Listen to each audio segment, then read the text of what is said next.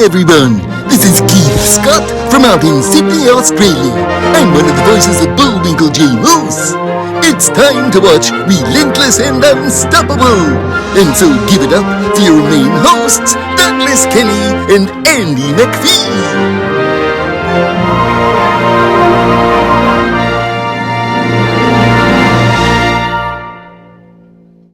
It's been a while as well. I think, Eliza, now you're 28, so she finished school at 18. So that's the thing. It's hard to believe that's been 10 years since she finished school as well. You look super young. Exactly. Young looks. Yeah. That's the other thing I said to her too, Doug, the fact that you've got such young looks and has taken like time to develop into self, that with her acting, you've got a good chance hopefully of, playing younger roles and things like that as well. So it's not necessarily a bad thing as well. But that is something that a lot of people say when we go out, who's the kid? You should see me when I don't have a beard. I look, for a 27-year-old, I look way good without a beard. What are your interests, Doug? What do you like? I have a lot of things I'm fascinated with. I like motorsports, and I also am a fan of visiting national parks here in America, and I also like traveling. I went to the United Kingdom last year and visited England and Scotland. It was very, very pretty, quiet, but London was like driving through Melbourne or Sydney 5 times the level. Yeah. Have you been to Sydney? Did you say? No, I haven't been there, but I've heard about how it's I've heard that there's a lot of heavy traffic there, and there's been a lot of reviews that have mentioned that. And so busy-wise, I'm assuming that it would be 5 times as intense as Sydney, but I'm hoping to get out to Australia eventually. Yeah. Well, we live in a beautiful place, probably about maybe an hour and a half to 2 hours drive from Sydney on the coast. So on the Central Coast, so we're not far from the beaches. It's a lot. It gets busy up here, but nowhere near like that as well, and we enjoy it.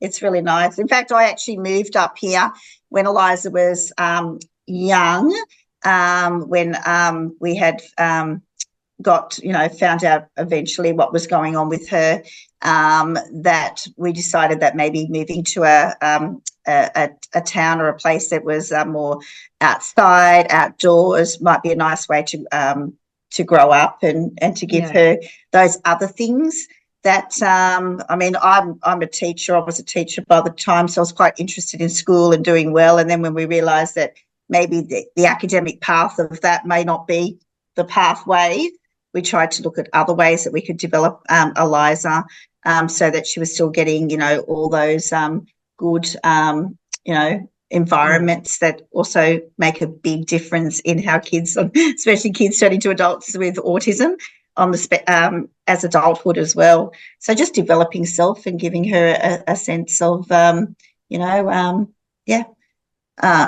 I think nice environments play a big part as well. I work with kids with autism, and a lot of the times it's the environment that actually determines or elevates some of those challenging behaviours that they struggle with as well.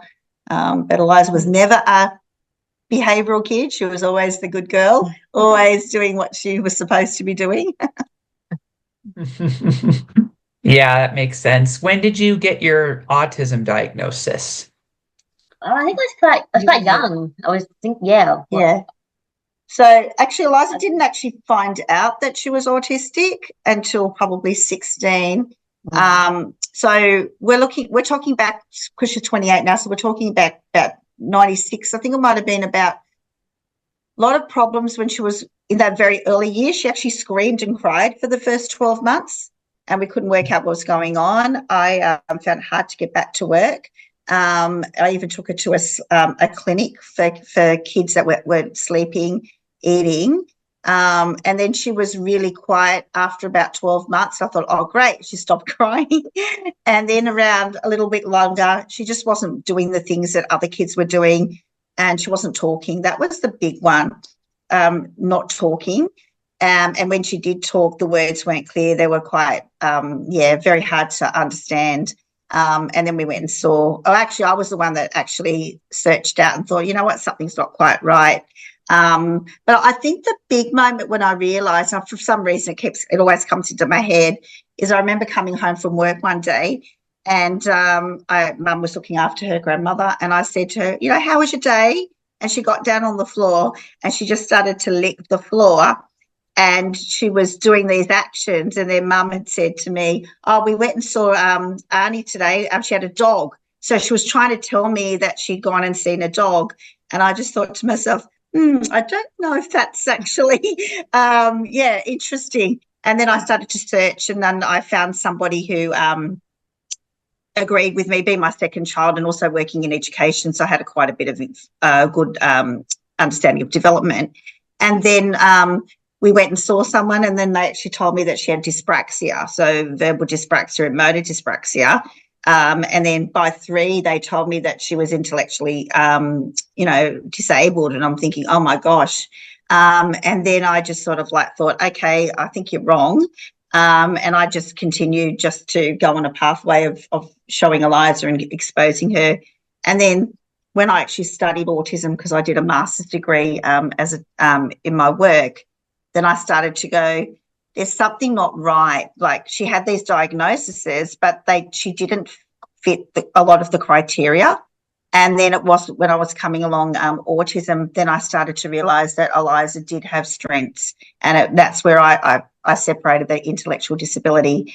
Yeah, is that she had strengths, and then once we started to see that, so we had psychologists and things that would do reports at school for help to get support, because she's had support from since she was in preschool. No, even preschool, you went to early intervention as well.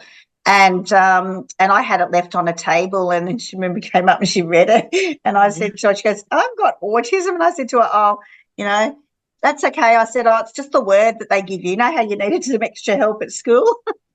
And as well. But I think because of the experiences of growing up with not many people that had disability, it was very probably a bit negative for the family and negative for Eliza. So we're in a different era now where a lot of people, can be proudly autistic, and identify as autism being a superpower. So we've been working with Eliza for I've been all her life to show her it doesn't matter what you are. As far as diagnoses go, it's what we do with that. And that's been our journey. And that's really what our work is about and our song's about, is that, being your authentic self. And we don't try to focus too much on the disability. We focus on Eliza as a person, and that's something that we like to do for everybody. You're a person, you're a human being, and we're not going to make differences if we keep, dividing people into, neurotypical and typical developing. We all have challenges, and it's just what you do with those. And we've been able to turn it to, to give Eliza the life she's meant to have as well. Gee, that's all we have for Relentless and Unstoppable. So tune into the next episode to hear more amazing stories from amazing guests. This is Keith Scott from Sydney, Australia, saying so long, and I'm smarter than the average bear. Gee.